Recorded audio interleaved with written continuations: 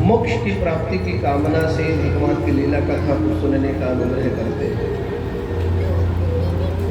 महाराज परीक्षित कह रहे हैं, हे सुखदेव जी,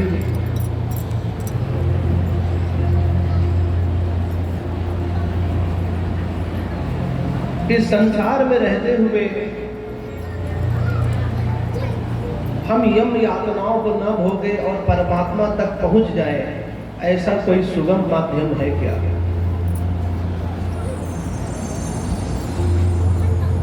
मानो परीक्षित यह जान रहे हैं कि कलिकाल में मनुष्य अधिक पूजन अनुष्ठान नहीं कर पाएंगे। सत्य फल प्राप्ति की कामना से एक प्रश्न परीक्षित ने सुखदेव जी को पूछा, नरक न जाना पड़े, कोई सरल व सुगम उपाय जिससे परमात्म तत्व की प्राप्ति संभव है। क्योंकि मनुष्य जाने अनजाने में अपराध पाप करता ही है।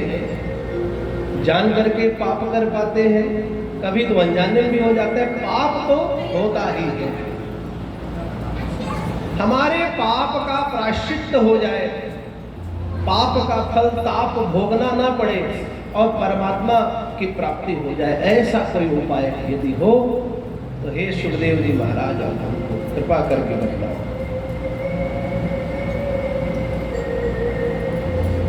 सुखदेव जी बताने लगे कि बहुत सुंदर प्रश्न आपने किया है महाराज, ध्यान से सुनो। मनुष्य पाप मन कर्म और वचन से करता है। किसी के विषय पर बुरा सोचना, किसी के विषय पर दुर्भावना रखना, ये मानसिक पाप है। कर्म से किसी को आहत करना, दुखी करना, अत्याचार करना, ये कार्मिक पाप कहलाता है। और वचन से, वाणी से भी अपराध हो जाते हैं, पाप होते हैं। किसी को अपशब्द बोलना, गलत बातें बोलना, अनर्गल वार्ता करना, ये पाप की श्रेणी में आता है। बंधुओं, प्रेम से बोलो श्री राम।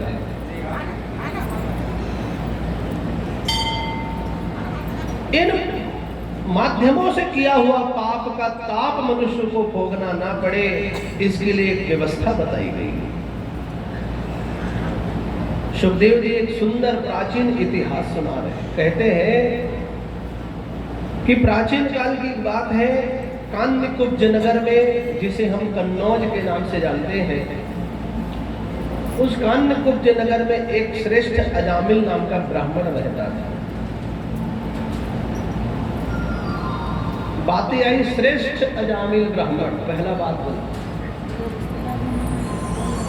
इसका अर्थ है कि वो ब्राह्मण अपने कर्म के अनुसार अच्छा कार्य करता था, यज्ञ करता, अनुष्ठान करता, संध्या गायत्री करता, अपने माता पिता की सेवा करता। नाम था अजामिल।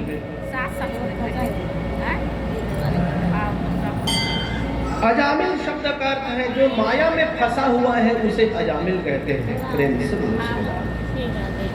माया में फंसा हुआ जीव ही अजामिल है।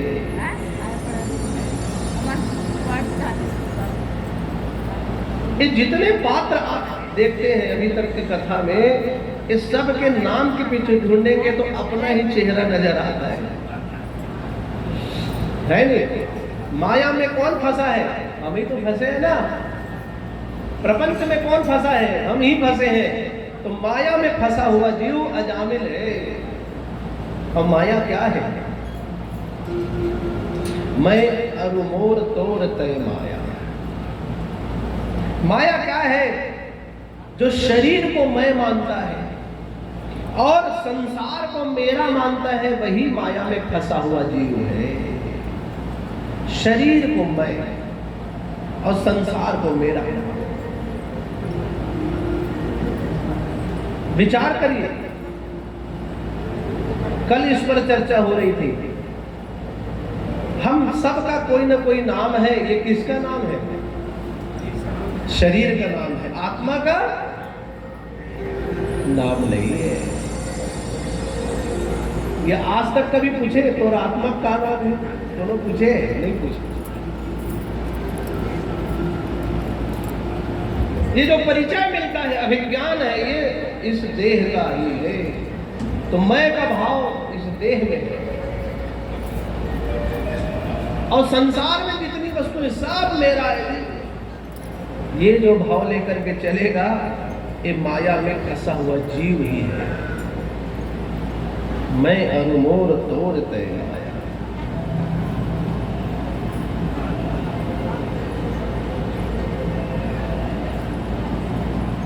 अजामिल ब्राह्मण श्रेष्ठ था, पूजन कर्म करता था, यज्ञ अनुष्ठान करता था, बढ़िया माता पिता की सेवा करता था। एक दिन एक घटना घटी। क्या घटना? अजामिल यज्ञ के लिए समिधा लेने के लिए अरण्य जाता है, जंगल। वहां जाते हुए क्या देखता है कि एक जार महिला, जिसे हम वेश्या कहते हैं, किसी पर पुरुष के साथ मदिरा पान करके मदमस्त हो रही है। अजामिल ने एक बार देखा, मन को समझाया, अरे ये अपराध है, ऐसे लोगों को देखना बुरी बात है। पर भी बलात् मन वहां जाता रहा और बार बार देखा। मात्र देखने से ही बुद्धि परिवर्तित हो गई। देखिए, विचार करिए, हम मनुष्य शरीर में 10 इंद्रियां हैं, पंच ज्ञानेंद्रिय, पंच कर्मेंद्रिय और एक उभयेंद्रिय कहते हैं मन को। उभयेंद्रिय मन है, इसको एकादश इंद्रिय भी कह देते हैं। 11वीं इंद्रिय का नाम है मन। किंतु ये 10 इंद्रियों का अधिपति है मन, राजा है। जिस प्रकार से 10 घोड़े हो और 10 घोड़े का बना हुआ रथ का सारथी उन 10 घोड़ों का लगाम अपने हाथ में रखता है, वैसी मन है। प्रेम से बोलो श्री राधे।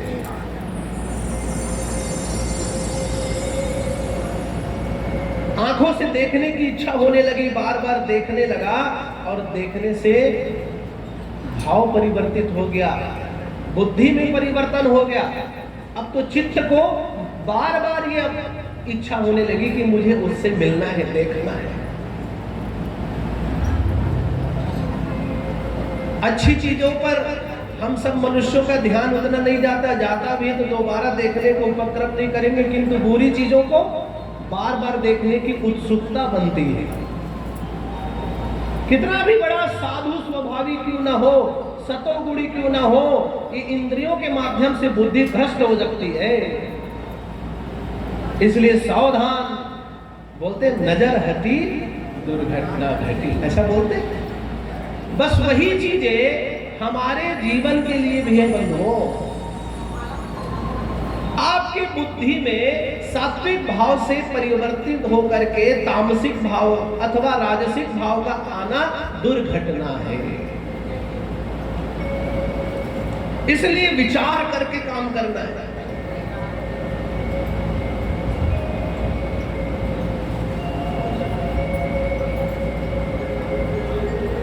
देवा के बिहारी लाल की जय।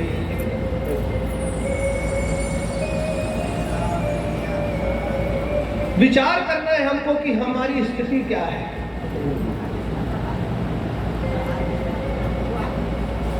अपने आंखों के माध्यम से किसको देखें? भगवान की दिव्य छवि का सदैव दर्शन करें। प्रतिदिन देवस्थान जाने का अभ्यास बनाएं। भगवान श्री कृष्ण के, भगवती परमेश्वरी के श्री विग्रह को देखने का अभ्यास बनाएं। हमारी नेत्रेंद्रिय की सार्थकता तब है जब हम परमात्मा को देखें। संसार की सांसारिक चीजों को तो हम आंखों से देख रहे हैं बंधुओं, किंतु परमात्मा तत्व को कैसे देखें?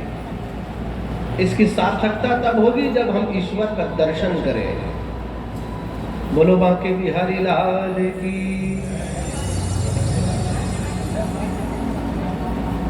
हमारी कामों की सार्थकता कब है कि हम सुंदर सुंदर भगवान के भजन कथा को, सत्संग को सुने, तब हमारी सार्थकता है। और हम लोग क्या करते हैं, इसकी चुगली उसकी चुगली, इसी में ही आनंद खोजने लगते हैं? निंदा रस में डूब गए, नहीं डूबना है। वो रस है, जिस प्रकार से आम का रस कितना स्वादिष्ट होता है, ऐसी निंदा रस भी स्वादिष्ट होता है, किंतु वो पतनोगामी है, पतन की ओर ले जाने वाला। इसलिए कर्णों से भगवान के सत्संग लीला कथाओं को सुनना है। अजामिल ब्राह्मण ने देखा, देखने मात्र से भाव में परिवर्तन हो गया, बुद्धि भ्रष्ट होने लगी। अब विचार करिए, कुछ समय पूर्व, कोरोना के पहले ज्यादा था, हर रविवार को लोग पिक्चर देखने जाते थे नहीं? संडे मिला है मतलब आज फिल्म देखने जाना है। क्यों जाते हो भाई फिल्म? बोले माइंड फ्रेश करने जाते हैं। और अपना तो जा रहे छोटे छोटे 6 साल 7 साल 10 साल के बच्चों को भी ले जाते हैं। इसका मतलब क्या है? हम भ्रष्ट हुए तो हुए, अपने बच्चों को भी भ्रष्ट करने वाले हैं। विचार करना चाहिए।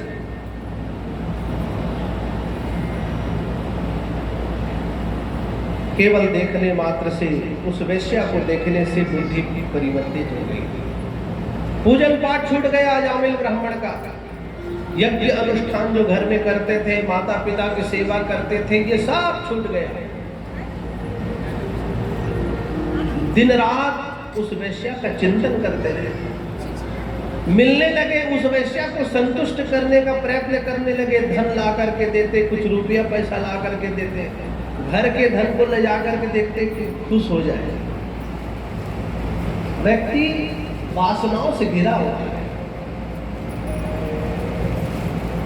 अपनी वासना की तृप्ति के लिए विषयों का सेवन करता है।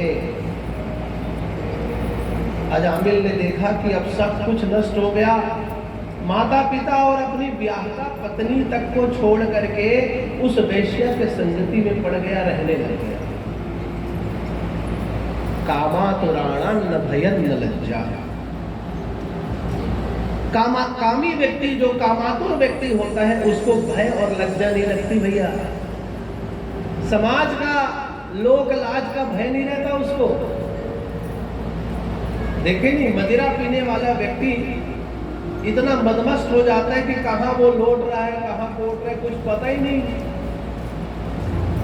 शुद्ध नहीं रहती। उसी प्रकार से कामी व्यक्ति का स्वभाव हो जाता है। माता पिता का त्याग कर दिया, पत्नी का त्याग कर दिया, पिंगला वेश्या के साथ रहने लगे। पूजा पाठ सब छूट गए, ब्राह्मण देवता के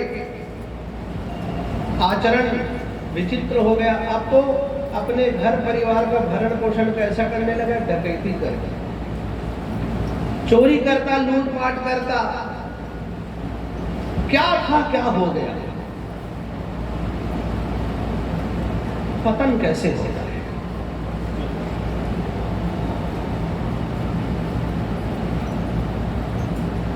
जब देखा कि अब घर परिवार केवल लूटपाट से ही चलेगा, वैश्या को संतुष्ट करना ही उसका लक्ष्य रह गया। एक दिन की बात है, उस कन्नौज नगर में अयोध्या से घूमते हुए बहुत सारे साधु महात्मा पहुंचे। हर नगर में साधु महात्मा आते हैं। बड़ी साधुओं की मंडली थी। पहुंच गए नगर के चौराहे पर, पूछने लगे, भैया ये बताओ, यहाँ कोई अच्छा श्रेष्ठ ब्राह्मण कोई है क्या? तो पूरे कन्नौज नगर वाले सब जानते थे कि वो श्रेष्ठ ब्राह्मण था, पतित हो गया है। सब आपस में विचार करने लगे, सब महात्मा को नहीं क्या भेज देते। महात्माओं का अपमान होगा तो इसको साफ ऑफ दे देंगे। कई लोग मजा लेते हैं। बोले ठीक है महाराज, एक काम करिए, इस नगर के बाहर में एक झोपड़ी दिख रही है पेड़ के पास, वहां पर एक बहुत अच्छा ब्राह्मण रहता है। रास्ता बता दिए, उन साधु महात्माओं को भेज दिया। नगरवासी हंसने लगे। अब देखते हैं अजामिल अब तो डाकू बन गया ना, ये साधुओं की कैसी सेवा करते देखते हैं। ये सब महात्मा पहुंच गए और द्वार में खड़े होकर के भिक्षाम देहि चिल्लाने लगे। घर के भीतर से पिंगला वेश्या निकली। महात्माओं ने, साधुओं ने कहा कि हे बेटी, हमें भिक्षा दे दो। पिंगला कहने लगी कि महाराज, आज तक मुझे किसी ने बेटी नहीं कहा और आप इतने बड़े बड़े महात्मा मुझे बेटी कह के संबोधित कर रहे हैं। मैं अपनी सच्चाई से आपको अवगत कराती हूं महाराज, मैं एक वैश्या हूं और शास्त्रों में कहा गया है कि किसी वैश्या के दिया हुआ धन साधुओं को स्वीकार नहीं करना। यदि कोई ऐसा धन भी दे तो दाता भी नरकगामी होता है और ग्रहिता भी नरकगामी होता है। साधुओं ने विचार किया, पिंगला की माथे की रेखा को देख लिया, समझ गए कि इसका कल्याण करना आवश्यक है। साधुओं ने कहा कि बेटी एक काम कर, तो हमको भोजन पका करके मत दे, किंतु तंडुल, चावल के दाने, थोड़े से अनाज आदि कच्चे ही दे दे, हम बाहर बैठ करके बना लेंगे आनंद से। पिंगला के घर के सामने में सुंदर बरगद का वृक्ष था। पिंगला कहने लगी ठीक है महाराज, आप सामने पेड़ के पास बैठ करके अन्न आदि बना ले। अन्न दे दिया। अब महात्माओं का स्वभाव क्या है, जब भोजन बनाते रहे तो बढ़िया भगवान का नाम लेकर के भोजन बनाते। साधु महात्माओं के साथ संग कभी भैया लोग आनंद से बिताने का प्रयत्न करिए। प्रेम से बोलो श्री राधा। अपने छात्र जीवन में साधुओं के साथ रहने का बहुत अवसर प्राप्त होगा। दूधाधारी मठ रायपुर में हम रहते थे वहीं, और साधु को गाते थे और उनके साथ सीखने का भी अवसर मिला कि साधु कैसे भोजन करते थे और नीति नियमों को जानने का अवसर मिला। पंगत उनका लगता है, एक बार भोजन लग गया, यदि बीच से कोई हाथ धो दिया या खड़ा हो गया तो जितने लोग हैं चाहे खाए रहे चाहे ना खाए रहे सब छोड़ देंगे। पंगत साधुओं का बड़ा आनंद। और मंत्रों के द्वारा भोग लगता है उन्हें। ओम सहना ओम सहना, मंत्रों के साथ भोजन करेंगे। प्रेम से बोलो श्री राधा। आज कन्हैया आने वाले हैं तो थोड़ा धूम धड़ाका होता रहेगा, चिंता की बात नहीं। तो साधु महात्मा जब भोजन बनाने लगे तो भगवान का नाम जब सुंदर श्री राम जय जय राम भजन करते थे। वो तो हम लोग इतने प्रमादी हो गए कि अपना भोजन जब घर में बनाते हैं तो हम लोग भगवान का नाम नहीं जपते। एक तरफ से मोबाइल लगा रहता है, ईयरफोन लगा रहता है, इधर सब्जी पक रही है और दीदी कुकू से बात होते रहता है? कहीं नमक ज्यादा डल गया, कहीं मिर्चा ज्यादा डल गया, और सारा प्रपंच भोजन बनाते बनाते चल रहा है मोबाइल में, कान से सुनाई दे रहा है, कोई मन नहीं है भोजन में। नमक को राम रस कहते हैं हमारे यहाँ, कितना सुंदर नाम है। प्रेम से बोलो श्री राम। राम रस, कहीं धोखे से राम रस ज्यादा हो गया तो ऐसा मत सोचना रसीला सब्जी बनेगा। और भोजन के लिए कितनी सुंदर नियमावली है। हम लोग कोई नियम का पालन नहीं करते, चप्पल पहन के भोजन बनाते हैं। अरे रसोई गृह में क्या चप्पल पहनना जी? बोले नहीं महाराज, ये अंदर के चप्पल है। ये अंदर के चप्पल और बाहर के चप्पल क्या है? अरे एक स्थान, कुछ दिनों बाद भगवान के पूजन में भी चप्पल पहन के चले जाएंगे, ये पूजन का मरक चप्पल है। तो भगवान का पूजन और रसोई जब बनाओ तो भाव अच्छा रखो। जैसा आप भोजन का निर्माण करोगे वैसा उस अन्न में प्रभाव पड़ेगा। भगवान का नाम लेकर के रोटी बनाओगे तो रोटी खाने वाला राम भक्त बन जाएगा। प्रेम से बोलो श्री राम। और रोटी बनाते बनाते कूड़ते चिढ़ते इसकी बात उसकी बात करते, पति को 4 बार गाली देते हुए, बच्चों को चमकाते हुए बनाओगे, सारा क्रोध रस वहां चला जाएगा और खाने वाला क्रोधी हो जाएगा। इसलिए भोजन की मर्यादा है, बनाने के समय सात्विक भाव रखो। धर्मशास्त्र में कहता है, पुराणों में कहता है, माता के समान भोजन। भोजन कैसा होना चाहिए? माता के समान। माता जैसे अपने बच्चों को भोजन बना खिलाती है, प्रेम करुणा और परम पवित्र भाव कि मेरा बच्चा ये खाएगा, उस भाव से नारी को भी भोजन बनाना चाहिए, स्त्री को ही। धर्मशास्त्र में वर्णन है भोजन में पवित्रता। इसीलिए कहते हैं, जैसा खाओगे अन्न वैसा बनेगा मन। तो मन अच्छा रखना है तो भोजन अच्छा करना पड़ेगा, सात्विक भोजन करना पड़ेगा। हम लोग इधर उधर के ठेले ठमके के सब खा लेते हैं, इससे मन बिगड़ता है। प्रेम से बोलो श्री राम। भले ही आप रुपया दे करके बाजार के पिज्जा बर्गर और ये सब तमाम चीजें आप खा रहे हैं, लेकिन निर्माता कैसा है, बनाने वाला कैसा है, शुद्ध है कि अशुद्ध है, भाव कैसा है?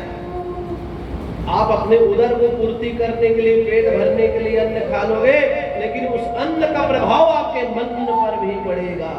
इसलिए मन को पवित्र करना है तो अन्न को पवित्र होना है, अन्न की पवित्रता पर ध्यान देना पड़ेगा। माताओं बहनों से आग्रह है, निवेदन है कि जब आप भोजन बनाएं तो भगवान के नाम जप करते हुए बनाएं। रोटी बनाएं, श्री राम जय राम, राधा राधा कृष्ण, जो नाम पसंद है। जिस प्रकार से भोजन करने के लिए नियम है कि भोजन करते समय किसी से वार्ता नहीं करनी चाहिए, बात नहीं करना है, ये नियम है भोजन का। कितने लोग पालन करते हैं बताइए? भोजन के समय बात नहीं करना। गुरु मंत्र दीक्षा होने के बाद तो इसका नियम पालन करना चाहिए, मौनी भोजन करना, मौन होकर। ठीक उसी प्रकार से भोजन निर्माण करते समय भी मौन होकर के भगवान का चिंतन करते हुए भोजन बनाओ। फिर देखिए आपके घर में जितने लोग उस भोजन को करेंगे उनके मन का भाव कितना पवित्र होगा। जिस पति के साथ आपके बार बार लोग झोंक हो रहे हैं, वैचारिक मतभेद हो रहे हैं, राम नाम लेकर के रोटी खिला दो, पति आपका भक्त बन जाएगा। क्यों? प्रिय कैसा भोजन बनाएगा, आनंद।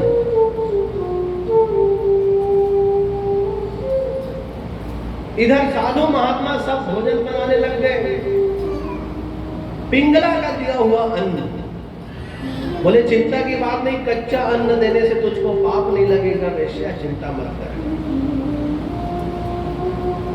सबने भगवान नाम जपते हुए भोजन बनाया। भोजन बनाने के बाद भोजन किया, और भोजन करने के बाद क्या करते हैं भैया? भोजन करने के बाद भजन करते हैं। भोजन और भजन याद रखना, शास्त्रों की बातें हैं कि भोजन करो और रात्रि में भजन करने के बाद ही शयन करो। ये परंपरा होनी चाहिए। 7 बजे 8 बजे भोजन कर लो, 9 बजे 9:30 बजे आधा घंटा कम से कम भगवान नाम जप करना चाहिए, संकीर्तन करना चाहिए, तब जाके शयन करना चाहिए। साधुओं ने भोजन कर लिया, पिंगला को कहा कि बेटी आओ सत्संग करेंगे। पिंगला कहने लगी, महाराज अजामिल महाराज आने वाले होंगे, अब कहीं आपके साथ सत्संग करने मुझे देख लिए तो वो तो मुझे बहुत डांटेंगे, मार भी देंगे। अरे बोले चिंता मत करो, तेरे दिया हुआ अन्न से हमने भोजन बनाया, प्रसाद खा लिया, अरे आओ, आएंगे तो चले जाना। बुला लिया सत्संग करने के लिए और झूम करके सब मिल करके सत्संग करने लगे भैया। संतन के संग लागे रे, तेरी अच्छी बनेगी, संतन के संग लाग रे तेरी अच्छी बनेगी। संतन के संग लाग रे तेरी अच्छी बनेगी। संतन के संग लाग रे तेरी अच्छी बनेगी। अच्छी बनेगी तेरी बढ़िया बनेगी। अच्छी बनेगी तेरी बढ़िया बनेगी। संतन के संग लाग रे तेरी अच्छी बनेगी। संतन के संग लाग रे तेरी अच्छी बनेगी।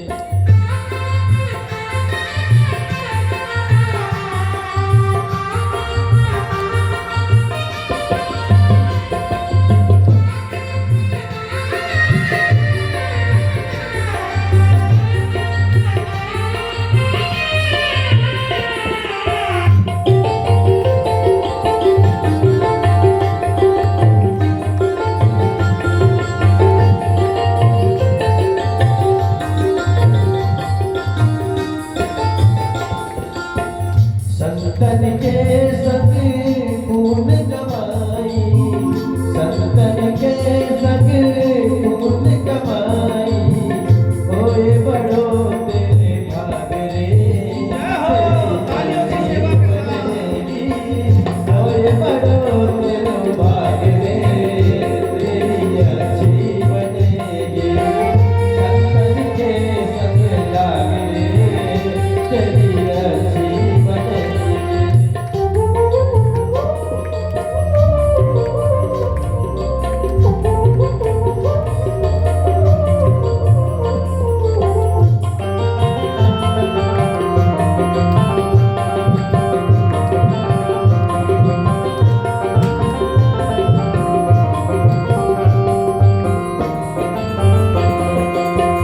ध्रुव जी की बन गए प्रहलाद जी के बन गए। ध्रुव जी के बन गए प्रहलाद जी के बन गए। गुरु सुमिरन बैराग रे तेरी अच्छी बनेगी। संतन के संग लाग रे तेरी अच्छी बनेगी। अच्छी बनेगी तेरी बढ़िया बनेगी। अच्छी बनेगी तेरी बढ़िया बनेगी। संतन के संग लाग रे तेरी अच्छी बनेगी। संतन के संग लाग रे तेरी अच्छी बनेगी। संतन के संग लाग रे तेरी बढ़िया बनेगी। बोलवांगे बिहारी लाल की। आनंद पूर्वक सबने सत्संग किया। सत्संग पूरा होते होते अजामिल ब्राह्मण घर पहुंच गए। पिंगला शीघ्रता से घर पहुंची। अजामिल भले ही कर्म से च्युत हो गया, पापी हो गया है, डाकू बन गया है, किंतु कहीं न कहीं तो पूर्वकृत कर्म का प्रभाव तो है। साधुओं को देख करके बस इतना कहा कि ये कौन महात्मा लोग हैं। पिंगला ने बताया कि अयोध्या से साधु संत आए हैं, आज रात्रि विश्राम करके चले जाएंगे। ठीक ठीक। प्रातः होते ही अजामिल ब्राह्मण फिर से अपने कार्यों में निकल पड़ा। कर्म रह गया पाप कर्म। समय जब बढ़ने लगा, साधु महात्माओं ने कहा कि बेटी, रे पिंगला, अब हम साधु संत जाने वाले हैं। महाराज, बड़ी कृपा आपने की। रात्रि भर आप मेरे घर के सामने रहे, सत्संग हुआ, मेरे घर के दिए हुए अन्न से आपने भोजन खाया, मैं धन्य हो गई महाराज। साधुओं ने कहा इतने में काम नहीं चलेगा पिंगला। बोले महाराज कैसे? बोले हम जब जा रहे हैं तीर्थ के लिए तो कोई ब्राह्मण साधु संत आपके घर के पास से निकले या घर से निकले तो उनको विदाई करनी चाहिए। क्या विदाई करे महाराज? बोले कुछ दान वान करो, दान दक्षिणा दो। विचार करना, समझ लीजिए, साधु संत महात्मा ब्राह्मण किसी के घर दान लेते हैं, मतलब उसके घर पुण्य का वर्धन होने वाला है, उसके अनिष्ट के समय अब जाने वाले हैं, उसका समय अब बदलने वाला है। साधुओं ने कहा जाते समय दान देना चाहिए, तू भी दान दे। बोली महाराज मेरे घर तो जो धन है ये तो चुराया हुआ धन है, चोरी का धन है, डकैती का धन है, इसे दान मैं दूं तो मैं तो नरकगामी हो जाऊंगी, और क्या आप मेरे दान को लेंगे? बोले तू तो बहुत अच्छी बात कहे। महात्माओं ने देखा कि पिंगला गर्भवती है। बोली बेटी ठीक है, सांसारिक वस्तु रुपया पैसा धन हमको दान में न दे, किंतु हम जो कहेंगे उसे तो दान दे सकते हैं क्या? पिंगला कहती महाराज मेरे बस में जो होगा, जो मेरी सामर्थ्य होगी, मैं उसका दान कर सकती हूं। बोली बेटी एक काम करना, तू गर्भवती है और हम सभी साधु महात्मा चाहते हैं कि इस गर्भ का जब जन्म होगा, तेरे इस बच्चे का जन्म होगा, तो तू उसका नाम नारायण रख देना। प्रेम से बोलो श्री राम। तू नारायण नाम रख देना अपने इस बच्चे का। पिंगला कहती महाराज इतनी सस्ती दक्षिणा, वाह क्या बात है, इसमें कोई खर्चा ही नहीं हुआ। बोले ठीक है महाराज आप जैसा कहते हैं मैं नारायण नाम रख दूंगी। आश्वस्त कर दिए, महात्मा लोग चले गए। साधु संत महात्माओं का दर्शन, उनका मिलन, उनका सत्संग हमारे पाप को नष्ट करता है। इधर समय बीतते गया और पिंगला को बच्चा हुआ। उस बालक का नाम महात्माओं के दिए अनुसार नारायण रखा। नारायण सुंदर खेलने कूदने लगा। समय बीतते गया, बच्चा छोटा छोटा बड़ा बड़ा होने लगा और पैरों के बल चलने लगा। अजामिल ब्राह्मण जिसकी आयु 85 वर्ष हो गई, बालक थोड़ा थोड़ा बड़ा हो गया, अस्वस्थ था, बीमार था। अजामिल ब्राह्मण बिस्तर पर सैया पर पड़ा हुआ, उसके सामने में उसका छोटा बालक नारायण खेल रहा है। इतने में अजामिल को क्या दिखाई दिया? बड़े भयानक काले काले भैंसों पर सवार होकर के यम के दूत आ रहे हैं। भयानक यम के दूतों को देख करके अजामिल ब्राह्मण भयभीत हो गया, चिल्लाने लग गया, अरे बचाओ बचाओ, ये कौन है? बड़े भयानक खड़ग लेकर के यम के दूत जब निकट पहुंचे, सामने में बालक को देख करके, नारायण को देख करके, नारायण बेटा नारायण, बता नारायण, मेरी रक्षा कर नारायण, ऐसा चिल्लाया। इतने में भगवान नारायण के पार्षद प्रकट हो गए। बोलो यज्ञ नारायण भगवान।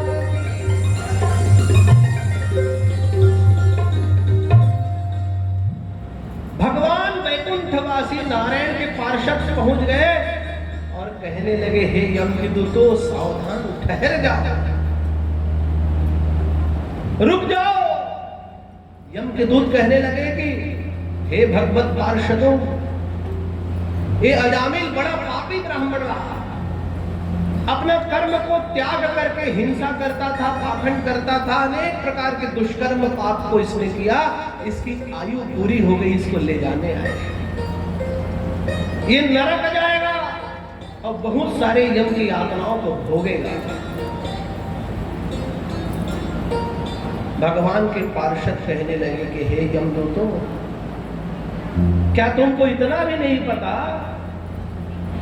क्या तुम भागवत धर्म नहीं जानते कि अंतिम समय में किसी भी रूप से जो व्यक्ति, जो जीव भगवान नाम ले लेता है, उसके सारे पाप जल करके भस्म हो जाते हैं। प्रेम से बोलो श्री राम। भले ही इसने अपने पुत्र के माध्यम से, पुत्र के बहाने से नारायण का नाम लिया, किंतु अब यह नारायण के धाम में जाएगा, नरक में नहीं जाएगा। जाओ यमराज से पूछ करके आना। इसे भागवत धर्म कहते हैं। अब इधर अजामिल ब्राह्मण देख रहे हैं, उसको लेने के लिए यम के दूत आए हैं और भगवत पार्षदों के साथ संवाद हो रहा है, सारी घटनाओं को देख रहा है और देख करके विचार कर रहा है, अरे भगवान के नाम में कितनी शक्ति है। मैंने अपने बेटे को पुकारा बचाने के लिए, नारायण के दूत आ गए और मेरा तो टिकट कट चुका था, जाने की तैयारी थी, संवाद हो रहा है, बोले नरक नहीं जाएगा। जनरल टिकट में जाने वाले का अचानक फ्लाइट में टिकट हो जाए, क्या कहें इसको, भगवत कृपा है ना।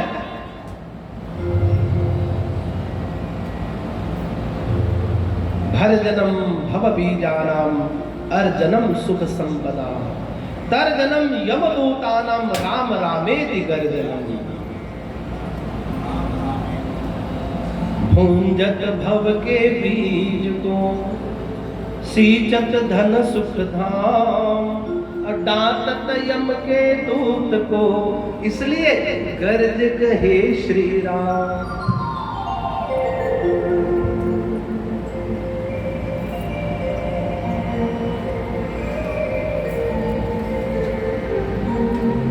सुखदेव जी बताने लगे, न गंगा न गया सेतुर न काशी न च पुष्करम जिह्वाग्रे वर्तते यस्य हरि रीति अक्षरद्वयम्। केवल 2 अक्षर हरि किसी के मुख में आ जाएगा ना, इतने में ही उसको गंगा काशी गया सब तीर्थों का फल मिल जाता है। प्रेम से बोलो श्री राम। कहीं जाना नहीं पड़ता, किसी तीर्थ में जाने की आवश्यकता नहीं है, सारे तीर्थ उसके पास आ जाएंगे जो भगवान का नाम उच्चारण करता है।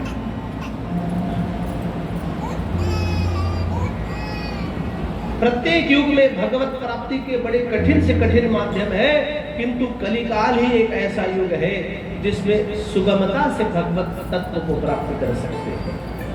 कलयुग केवल नाम आधारा, सुमिरि सुमिरि नर उतरे ही पारा। अब देखिए, अजामिल ब्राह्मण ने अनायास अपने पुत्र को पुकारा, यम के दूत से रक्षा करने के लिए भगवत पार्षद आ गए, और हम कहाँ हैं। पुराने समय में परंपरा हुआ करता था, अपने घर में अपने बच्चों का नाम भगवान से नाम लिया जाता है। भगवती प्रसाद, भगवती चरण, ऐसा नाम रखते थे। राम का नाम हो इसलिए सुखी राम, संत राम नाम रखते थे। आजकल कहाँ है। और कहा जाता है कि अंतिम समय में भगवान का नाम सार है। और इस भरोसे में भी आप मत बैठो कि आप जीवन भर भगवान का नाम नहीं जपे हो, आखिरी समय में, मृत्यु के समय में नाम ले लेंगे तो हमारा काम बन जाएगा। इस भ्रम में नहीं जीना। क्यों? क्षण भंगुर जीवन की कलिका, कल प्रातः को जान खिली न खिली, मलयाचल की शुचि शीतल मंद सुगंध समीर चली न चली। रट ले हरि नाम अरी रसना के अंत समय में हिली न हिली। आखिरी समय में ठिकाना नहीं है, आप बोल पाओगे कुछ भगवान का नाम। इसलिए जितना हो सके भगवान नाम जपते रहो। खाली बैठे बैठे हो, अपने आप को खाली न करो, भगवान नाम जपो। पुराणों में, शास्त्रों में ऐसा वर्णन आया है, सोते सोते यदि भगवान का नाम जप लिया और जपते जपते निद्रा आ गई, नींद पड़ गया, और जब आप सुबह जगोगे तो वो पूरी माला, पूरा भगवान नाम जप की रात्रि मानी जाएगी। कितनी सुंदर व्यवस्था है। सोते सोते नाम जपना है। हमारे यहाँ दुर्भाग्य क्या है, सोते सोते व्हाट्सएप देखना है, और आंखें खुलते खुलते भी व्हाट्सएप देखना है नहीं सच्चाई? तो बुद्धि पूरा व्हाट्सएप हो जाता है। और 4 बजे सपना है, घंटा मिलिस महाराज सपना बोला, वो है सपना का सपने कपोत कल्पित, ऐसी ही सब बात है। इसलिए विचार करना है कि हम कहाँ हैं। रात्रि में सोते समय भगवान नाम जपते रहोगे तो पूरी रात नाम जप का फल आपको प्राप्त होगा।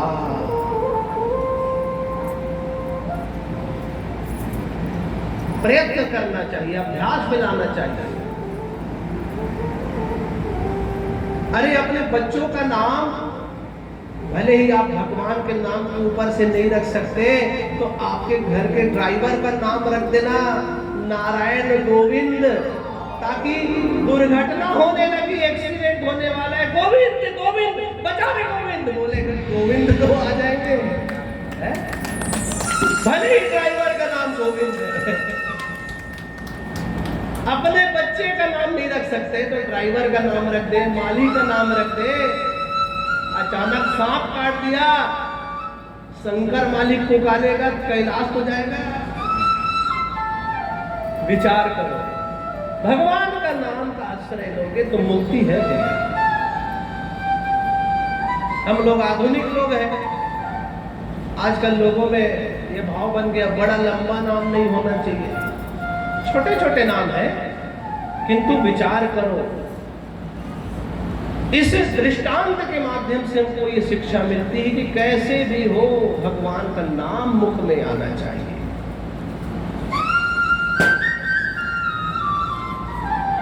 धर्म कर्म निश्चित करो, सुनकर समय पुकार, और जग में आए किस लिए इसका करो विचार। धर्म कर्म निश्चित करो, ये सारे संसारिक कर्म करना पड़ेगा। धर्म कर्म निश्चित करो, सुनकर समय पुकार। वर्तमान परिस्थिति क्या कहते, विचार करके काम करो। ये नहीं करना है कि माला कंठी लगा लिए और काम धाम छोड़ करके महाराज बरोबर ऐसे माला धारण छोड़ बैठना है घर, कैसे नहीं। हमो महाराज मन काम धाम टिकट टिकटाधन देकर बात माना गड़बड़ आखिरी। कर्म पहले, कर्म प्रधान विश्व करीरा। ये भारत भूमि कर्म प्रधान है, कर्म को करना है, पश्चात भजन करना है। समय पुकार, समय क्या कहता है उस पर विचार करके आप किस लिए धरती लोक में आए हो, भगवान ने क्यों आपको भेजा, इसका विचार अवश्य करो। क्या केवल परिवार चलाने के लिए, क्या पत्नी बच्चों की सेवा, उनका लालन पालन और बड़े बड़े सुंदर महल घर बनाने के लिए, लंबी लंबी गाड़ियां, व्यापार चलाने के लिए, केवल इसीलिए हमारा जीवन मिला है। अखबारों में आजकल पढ़ने मिलता है अंबानी भी गया जी गए थे श्राद्ध करने, है? क्या आवश्यकता, धर्म पर रहो, संसार की सारी क्रियाएं करो, आप खूब पैसा कमाओ, खूब धन कमाओ, बड़े बंगले बने, बड़े नाम यश वैभव सब प्राप्त हो, किंतु अपने धर्म का और अपने कर्म पर आचरण को ध्यान रखो। आध्यात्मिकता का आश्रय है, ईश्वर को स्वीकार करो। अभी आप विचार किए होंगे, अभी कुछ दिन पहले उनके बेटे ने एक बड़ी लंबी पद यात्रा की थी। कोई दिखावा नहीं, कोई पब्लिसिटी नहीं, अपने लिए पद यात्रा। इन सब चीजों को देखना चाहिए, विचार करना चाहिए। और हम कहाँ हैं? उनके पहनावों को देखो, जो 1 घंटे में 150 करोड़ कमा लेता है, ऐसा व्यक्ति का पहनावा कैसा है, और 1 महीना में 15,000 कमाने वाला व्यक्ति का पहनावा कैसा है। अपने आप को जेंटलमैन बन के हम घूम रहे हैं। आप ईश्वर तत्व को, आध्यात्म को त्याग करके, भारतीय संस्कृति को त्याग करके आधुनिक परिवेश में अपने आप को उन्नत मानते हैं, ये आपका भ्रम है। इस प्रकार विचार करना है भैया हमको कि कौन, क्या ऐसी बात है जो हमारे पापों को नष्ट करते हैं। इसलिए भगवान नाम जब मुख में राम कृष्ण हरि शंकर शिव जो हो नाम जप करो, क्योंकि नाम ही आपको मुक्त कर सकता है। बोलो बाके बिहारी लाल की जय। जग में सुंदर है तो नाम,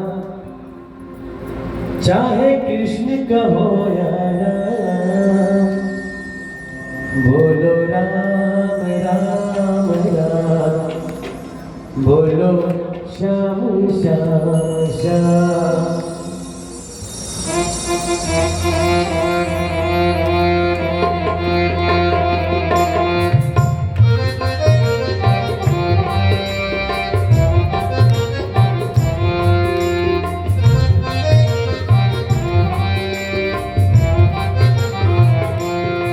जग में सुंदर है तो नाम, चाहे कृष्ण कहो या राम, जग में सुंदर है तो नाम, चाहे कृष्ण कहो या राम, बोलो राम राम राम, बोलो श्याम श्याम श्याम, बोलो राम राम राम, बोलो श्याम श्याम श्याम। जग में सुंदर है तो नाम, चाहे कृष्ण कहो या राम, जग में सुंदर है दो नाम, चाहे कृष्ण कहो या राम, बोलो राम राम राम, बोलो श्याम श्याम श्याम, बोलो राम राम राम, बोलो श्याम श्याम श्याम।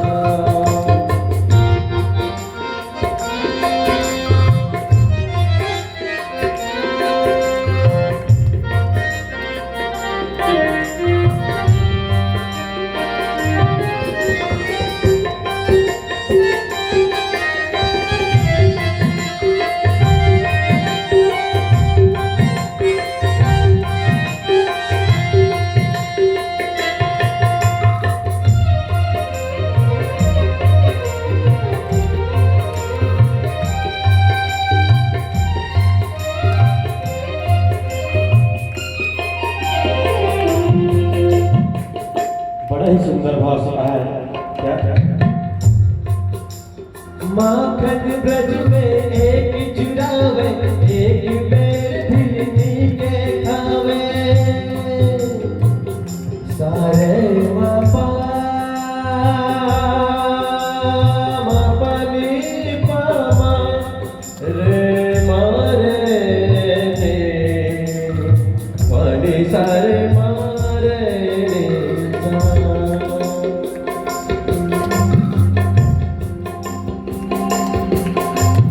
माखन ब्रज में एक चुरावे, एक बेर ढिलनी के खावे, प्रेम भाव से भरा अनोखे अनोखे अनोखे, प्रेम भाव से भरे अनोखे,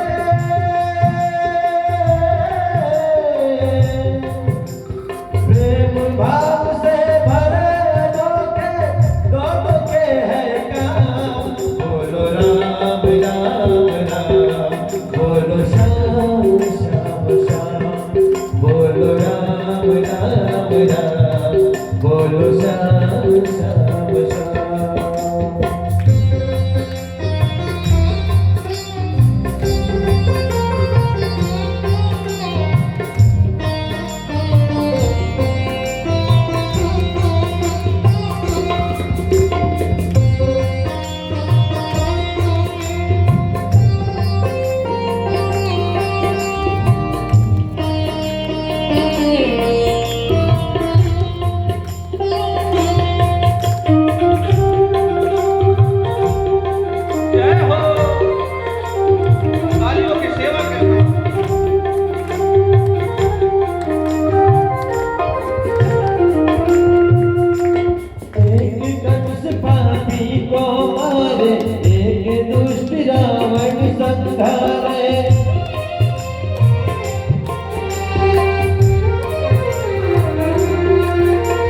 एक कंस पापी को मारे, एक दुष्ट रावण संहारे। एक कंस पापी को मारे, एक दुष्ट रावण संहारे।